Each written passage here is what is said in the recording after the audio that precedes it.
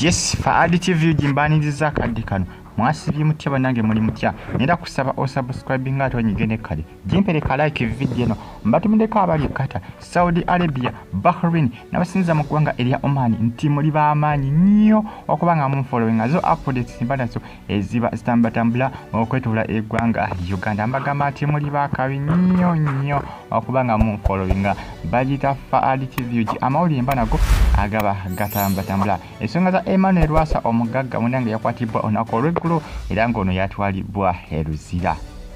Yasuze Luzira olunaku olw'eggulo. Nsonga za millioni 18 aba CBS zibabadde bamubanja Lwasa ennaku zino ali broko.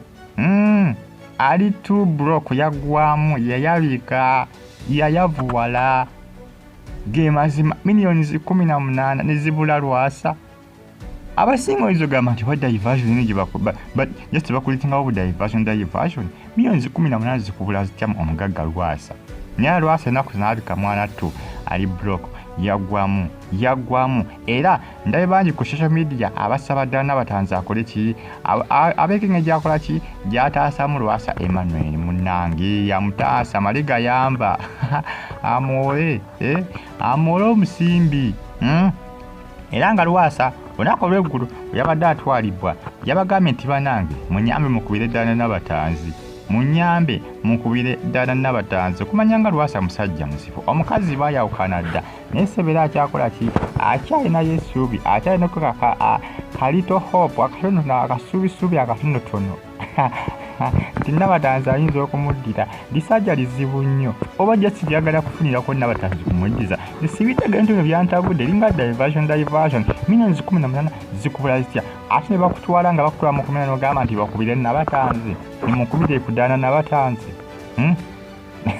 waba mumutegereze nti bankutte bamutegereze amanyengaani Lwasa simutegeera bannange neeyisa Lwasa tetegereka mwana bitabula abana ku social media basinga bagamba nti Lwasa sente yazimalira mu bakazi enjo naye yamutwalako ne Nabatanzi n'amutwalako era basinga bagamba nti Nabatanzi yandibadde akola ki yandibadde atisikoba mbyagera n'akola ki n'akyalirako namwako ka vesti akatonotono n'amukyalirako ko wali Luzira gyali Lwasa olw'ensonga nti munnange sente embuzi balimu zaali za Lwasa.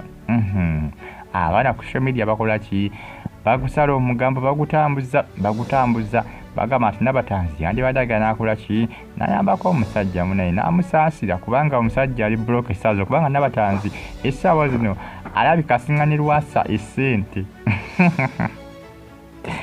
nebuuza kati Lwasa oba waggwa mutunde emmotoka ku ezo ezimu z'olina osasula ebbanja.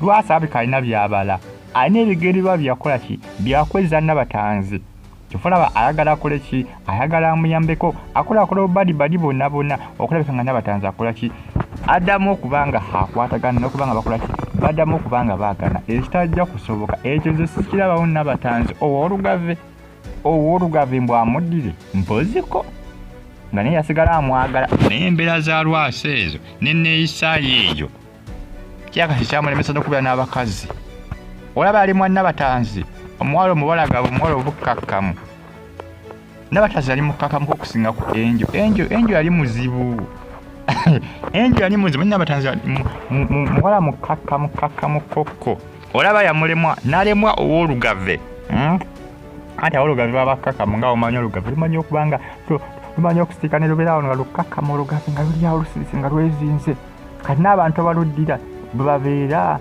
baba bakkakkamu ebiseera ebisinga baba bakkakkamu nnyo nga bw'okiwulira nnyo bwetegeeze ne bannamakula baba bakkakkamu nnyo ebiseera ebisinga tebamala galeekana tebamala kugamba gyetyoboola nga bw'olaba enjo era nga Lwasa yakugamba yakola ki yasubwa nnyo Nabatanzi. Musubscribinga temunyigene kale mbagala nnyo muna era mbagamba nti muli b'amaanyi nnyo Faadi TV mubeere bulungi mweraba mbagala nnyo.